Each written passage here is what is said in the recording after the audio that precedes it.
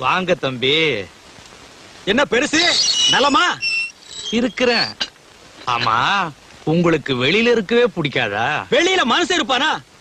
அங்கங்க குத்து வெட்டு கலவரம். உங்களுக்கு பரவாயில்ல, ஜென்ம தண்டனை கைதி. அதையெல்லாம் பார்க்காம நிம்மதியா உள்ளே இருக்கிறீங்க. அது அப்படிதான் இருக்கும். இந்த பாட்டெல்லாம் பாடுவிய, அதுல ஒண்ணு எடுத்து விடு.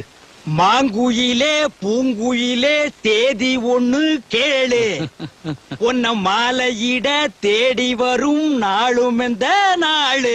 ஆஹா, இளையராஜா பாட்டை அப்படியே பாடுறையா.